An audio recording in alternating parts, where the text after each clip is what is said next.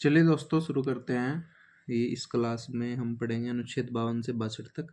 और ये एक ऐसी क्लास होगी जो पूरी राष्ट्रपति जी को कवर करेगी कि राष्ट्रपति से संबंधित भारतीय संविधान में क्या प्रावधान है। ठीक है, पूरा आज एक क्लास में राष्ट्रपति जी को जो उनसे संबंधित अनुच्छेद है उनको खत्म कर लेंगे। तो अनुच्छेद शुरू करते हैं 52 से। इसमें कहा गया है भारत का एक राष्ट्रपति होगा जो भारत गणराज्य के राष्ट्राध्यक्ष तथा देश के प्रथम नागरिक होते हैं। अनुच्छेद 52 का है भारत का एक राष्ट्रपति होगा जो भारतीय गणराज्य के राष्ट्राध्यक्ष तो होते हैं तथा देश के प्रथम नागरिक भी कौन होते हैं? राष्ट्रपति। याद रखना। अनुच्छेद 53 संघ की सभी कार्यपालिका शक्तियां राष्ट्रपति में निहित होगी।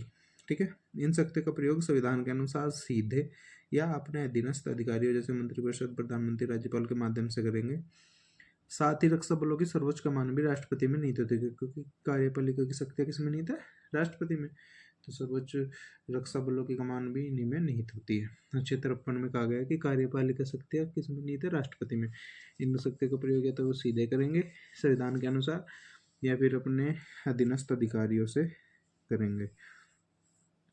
तथा सर्वोच्च रक्षा बलों की कमान भी राष्ट्रपति में निहित होती है। अनुच्छेद 54 में कहा गया है भारत के राष्ट्रपति के चुनाव की प्रक्रिया से संबंधित है कि भारत के राष्ट्रपति का चुनाव कैसे होता है।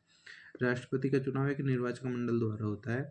इसमें लोकसभा, राज्यसभा के निर्वाचित सदस्य तथा राज्यों की विधानसभाओं जैसे यूटी हो गए, दिल्ली, जम्मू कश्मीर, पांडुचेरी के निर्वाचित सदस्य या प्रत्यक्ष चुनाव के माध्यम से शामिल होते हैं। अनुच्छेद 54 में कहा गया है कि भारत के राष्ट्रपति के चुनाव की प्रक्रिया क्या है, इसमें कौन कौन लोग भाग लेते हैं। तो याद रखना, इसमें लोकसभा, राज्यसभा के निर्वाचित सदस्य मनोनीत बिल्कुल नहीं लेंगे, और राज्यों की विधानसभा प्लस 3 यूटी दिल्ली, जम्मू कश्मीर, पांडुचेरी के निर्वाचित सदस्य अप्रत्यक्ष चुनाव के माध्यम से शामिल होते हैं। तो ठीक है। अनुच्छेद 55 में क्या कहा गया है कि राष्ट्रपति के चुनाव, ठीक है, राष्ट्रपति के चुनाव की प्रक्रिया कि भाई चुनाव में तो पता चल गया चुनाव मंडल में होते कौन कौन है, लेकिन उसकी प्रक्रिया क्या है ये अनुच्छेद 55 में बताया गया है। यह है अनुपातिक प्रतिनिधित्व प्रणाली एवं एकल संक्रमणीय मत प्रणाली से होता है। चुनाव गुप्त मतदान द्वारा होता है। राष्ट्रपति चुनाव में विभिन्न राज्यों के प्रतिनिधित्व के पैमाने में एकरूपता होनी चाहिए, यानी सांसदों व विधायकों के वोट मूल्य में समानता हो। ठीक है, जो भी चुन रहे हैं उनके वोट मूल्य में समानता होनी चाहिए। तो अनुच्छेद 54 में क्या पढ़ा था कि भाई उसके निर्वाचक मंडल में कौन कौन भाग लेंगे, और अनुच्छेद 55 में क्या है? राष्ट्रपति के चुनाव की प्रक्रिया है। याद रखना कैसे होता है? अनुपातिक प्रतिनिधित्व प्रणाली एवं एकल संक्रमण मत प्रणाली से गुप्त मतदान द्वारा होता है। ठीक है, और ये भी ध्यान रखा जाता है कि विभिन्न राज्यों के प्रतिनिधित्व में एकरूपता और सांसद और विधायकों के वोट मूल्य में समानता होनी चाहिए। अब हम पढ़ते हैं अनुच्छेद 56। ठीक है, अनुच्छेद 56 में कहा गया है कि भारत के राष्ट्रपति के कार्यकाल से संबंधित है कि भारत के राष्ट्रपति का कार्यकाल कैसे और कितना होगा, क्या शर्तें हैं। राष्ट्रपति पद ग्रहण करने की तारीख से, ये तो सबको पता है कि 5 साल की अवधि के लिए धारण करते हैं। राष्ट्रपति तब तक पद पर बने रहते हैं जब तक कि उनका उत्तराधिकारी या चुना हुआ व्यक्ति अपना कार्यभार नहीं संभाल लेता। ठीक है, अनुच्छेद 56 राष्ट्रपति पद की अवधि भी बताता है, इस्तीफे की प्रक्रिया भी बताता है और उन्हें पद से हटाने के तरीके के साथ साथ यह सुनिश्चित करता है कि पद पर कोई रिक्तता ना रहे। यानी कि हम अनुच्छेद 56 में अगर वन लाइनर पूछा जाता है तो उनका कार्यकाल कितना है? 5 साल की अवधि तक है।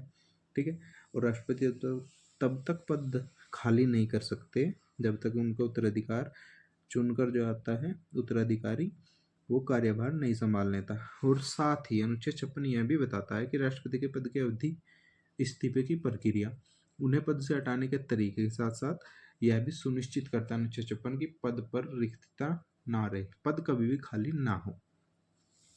अब पढ़ते हैं अनुच्छेद 57।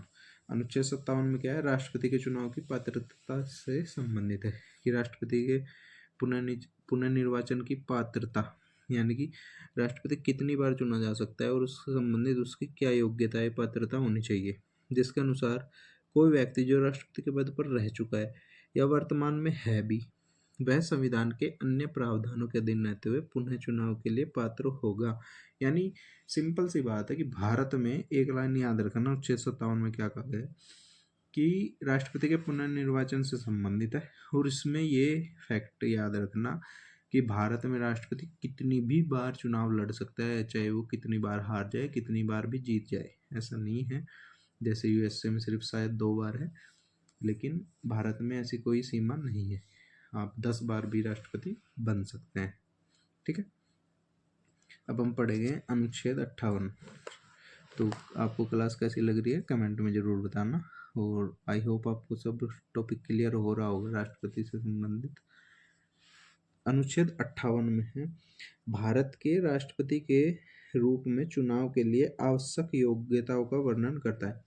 कि अनुच्छेद 58 बताता है कि भारत के राष्ट्रपति होने के लिए आप में क्या क्या योग्यताएं होनी चाहिए।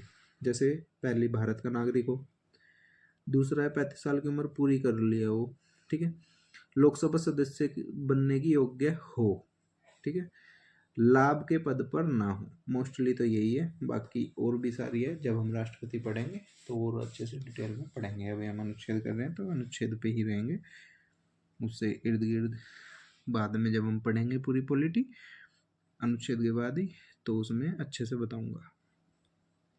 अभी अनुच्छेद 58 में याद रखना कि उसमें राष्ट्रपति की योग्यताओं का वर्णन है कि भारत का नागरिक हो, 35 वर्ष की आयु पूरी कर चुका हो, लोकसभा के सदस्य बनने के योग्य हो, लाभ के पद पर तो बिल्कुल भी ना हो। अब हम पढ़ते हैं अनुच्छेद 59। ठीक है, अनुच्छेद 59 में क्या कहा गया है? भारत के राष्ट्रपति पद के लिए शर्तों से संबंधित है कि राष्ट्रपति पद धारण करने के लिए शर्तें क्या होंगी। राष्ट्रपति संसद या राज्य विधानमंडल का सदस्य नहीं होगा, अगर है तो पद से इस्तीफा दे देगा। कि भाई जो उस संसद या राज्य विधानमंडल का सदस्य है तो वहां से इस्तीफा दे के ही राष्ट्रपति बनेगा। कोई लाभ का पद धारण नहीं करेगा, उसे सरकारी आवास दिया जाएगा, उसी में रहना पड़ेगा। ये नहीं है कि अपने घर में जाके रह लेंगे, नहीं, ये शर्त है कि उन्हें जो सरकारी आवास दिया गया राष्ट्रपति भवन उसी में ही रहना पड़ेगा जब तक वे राष्ट्रपति हैं। वेतन व भत्ते मिलेंगे जो कार्यकाल के दौरान कम नहीं किए जाएंगे, इसे संसद निर्धारित करती है। राष्ट्रपति के जो वेतन व भत्ते संसद द्वारा निर्धारित किए जाते हैं, उनके पद पर रहते हुए उनमें कोई भी कमी नहीं की जाएगी। ठीक है, अनुच्छेद 59 में शर्तें हैं राष्ट्रपति पद की। क्या क्या है? संसदीय राज्य विधानमंडल का सदस्य नहीं होगा तो इस्तीफा दे के ही बनना पड़ेगा। कोई लाभ का पद नहीं धारण करेगा, सरकारी आवास में रहना अनिवार्य है, वेतन भत्ते जो मिलेंगे उसे कम नहीं किए जा सकते कार्यकाल के दौरान।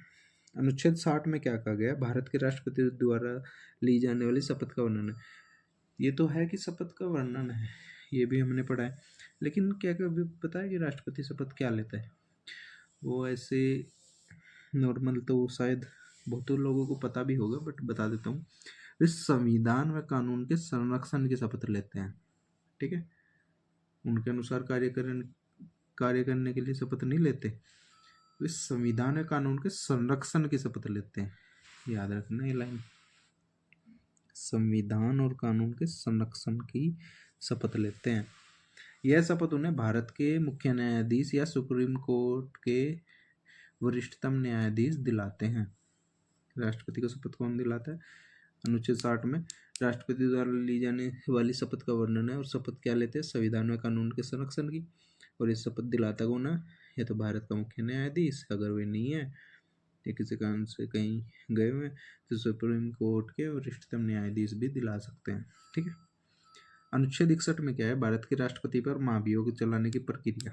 ठीक है, इन पर संविधान के उल्लंघन के आरोप में, संविधान का उल्लंघन किया हो, कार्यकाल समाप्त होने से पहले भी इनको हटाया जा सकता है। यदि इन पर जो महाभियोग लगाया जाता है वो संविधान के उल्लंघन की दिशा में लगाया जाता है, और अगर आरोप साबित हो जाए तो उन्हें कार्यकाल समाप्त होने से पहले भी हटाया जा सकता है। तो अब हम पढ़ेंगे अनुच्छेद 62। इसमें राष्ट्रपति पद की रिक्ति, यानी कि राष्ट्रपति का पद अगर खाली हो तो भरने के लिए चुनाव कराने का समय और प्रक्रिया से संबंधित है। अनुच्छेद 62 में कहा गया है कि अगर राष्ट्रपति का पद रिक्त हो गया है तो जो खाली पद है उसको भरने के लिए चुनाव कराने का समय दिया गया है, और उसकी क्या प्रक्रिया होगी उससे संबंधित है। इसमें प्रावधान है कि कार्यकाल समाप्त होने से पहले चुनाव हो जाने चाहिए। एक तो ये प्रावधान है कि यदि राष्ट्रपति का कार्यकाल समाप्त होने से पहले ही चुनाव हो जाने चाहिए, और ऐसा होता भी है मोस्टली। लेकिन अगर आकस्मिक रिक्ति हो गई, पदत्याग, मृत्यु या और भी कोई कारण, बीमारी होने पर 6 माह के भीतर चुनाव होने चाहिए। आकस्मिक अगर आकस्मिक वजह से पद की रिक्ति होती है तो 6 माह के भीतर चुनाव कराए जाएंगे। और उसमें एक बात याद रखना, रिक्ति भरने के बाद जो व्यक्ति चुना जाएगा, ऐसा नहीं है वो शेष समय के लिए चुना जाएगा, जो उस राष्ट्रपति का बचा हुआ कार्यकाल नहीं, जब से वो पद ग्रहण करेगा उसके बाद 5 साल की पूरी अवधि तक पद धारण करेगा। तो आई होप आपको क्लास अच्छी लगी होगी। और राष्ट्रपति संबंधित जो अनुच्छेद 52 से 62 तक जो भी बातें हैं मैंने तो सारी कवर कर दी है। अगर कोई रहेगी हो तो आप कमेंट में ज़रूर बताना। और आपको क्लास कैसी लगी ये भी बताना।